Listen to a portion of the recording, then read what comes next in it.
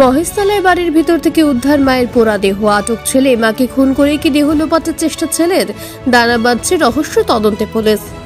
এদিকে Budge Budge Jagannath Gupta institute of medical science অর্থাৎ gems হসপিটালে বিজ্ঞান মেলায় রকমারি মডেল নিয়ে হাজির এলাকার বিভিন্ন স্কুলের পড়ুয়ারা। অনুষ্ঠানে উপস্থিত এক ঝাঁক অতিথি।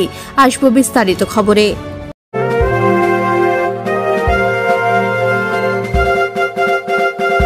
এরা পোশাকের ঠিকানা তো একটাই, রামকৃষ্ণের 1 থেকে 4 তলাটায়। DK cafeteria and restaurant.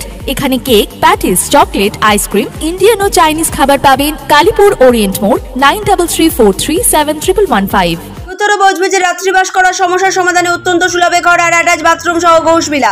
বিভিন্ন অনুষ্ঠানে ব্যাংকুয়েট হল ভাড়া দেওয়া হয়। যোগাযোগ 9231433706। বাড়ি থেকে উদ্ধার মায়ের পুড়ে যাওয়া মৃতদেহ, পুলিশের হাতে আটক ছেলে। মহেশতলা পৌরসভার 35 নম্বর ওয়ার্ডের সারেঙ্গাবাদ চণ্ডীতলার এমন শিহরণ জাগানো ঘটনায় রীতিমতো শোরগোল বাঁধল এলাকায়।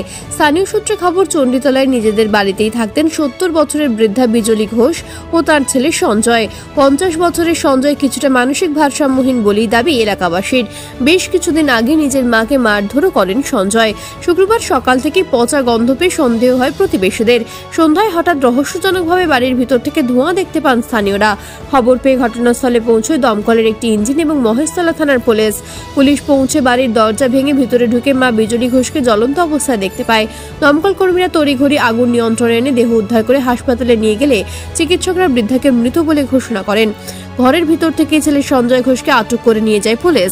এদিকে গত 3-4 দিন ধরে বিজলি ঘোষকে দেখা যাচ্ছিল না বলে জানিয়েছেন স্থানীয় বাসিন্দারা। তাহলে কি আগেই মাকে খুন করে পুড়িয়ে দিয়ে দেহ লোপাটের চেষ্টা করে ছেলে? রহস্য উদ্ঘাটনে গোটা ঘটনা তদন্ত শুরু করেছে মহেশতলা থানার পুলিশ। গন্ধ, খুব একটা পচা গন্ধ আজকে সকাল থেকে বেরোচ্ছিল। তো আমরা ওই জন্য পাড়ার লোকেরা ওরা জানলা কপাট কেউ খোলে না। কিছুদিন আগে একবার মেরে মাথা ফাটিয়ে দিয়েছিল ওই কাকিমাকে। তখন পুলিশ এসেছিল, ও ছেলেই মেরেছিল।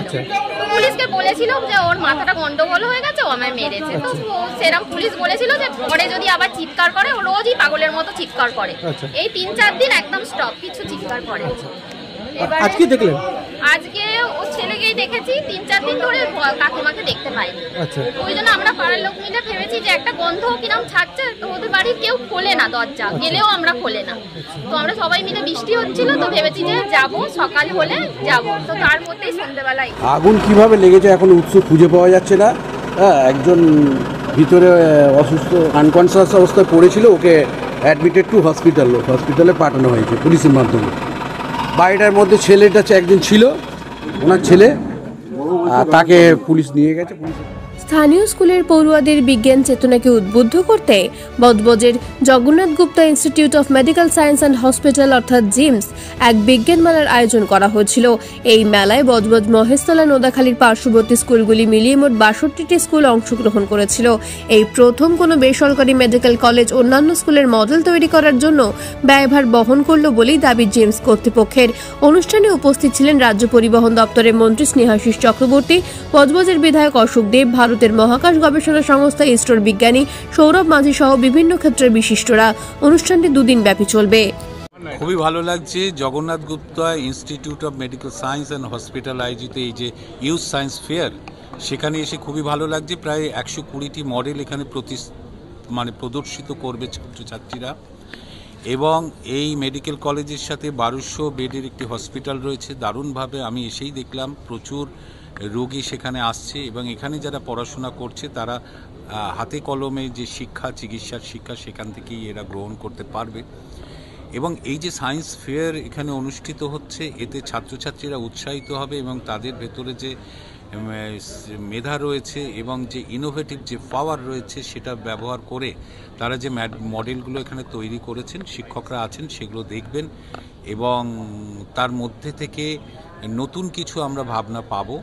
এবং ছাত্রছাত্রীদের এই যে প্রয়াস এবং এই ফেয়ার অনুষ্ঠিত করার মধ্যে দিয়ে বেশ কিছু স্কুল, এই বজবজ এবং তার পার্শ্ববর্তী এলাকার যত স্কুলের ছেলেমেয়েরা রয়েছে, তারা এই যে সুযোগটা পাচ্ছে এবং সেই সুযোগটা যে করে দিচ্ছে এই ইনস্টিটিউশন, এই কলেজ, এবং যারা মডেল নিয়ে আসছেন তাদেরও একটা সম্মানিক এই কলেজ থেকে দেয়া হচ্ছে। সত্যি এটা অন্য কোথাও দেখা যায় না।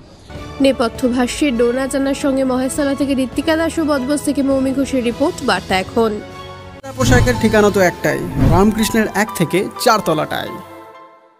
ডিকে ক্যাফেটেরিয়া অ্যান্ড রেস্টুরেন্ট, এখানে cake, patties, chocolate, ice cream, Indian ও চাইনিজ খাবার পাবেন। কালীপুর ওরিয়েন্ট মোড়, 9334371115। উত্তর বজবজে রাত্রিবাস করার সমস্যার সমাধানে অত্যন্ত সুলভে ঘর আর অ্যাটাচ বাথরুম সহ ঘোষবিলা। বিভিন্ন অনুষ্ঠানে ব্যাংকুয়েট হল ভাড়া দেওয়া হয়। যোগাযোগ 9231433706।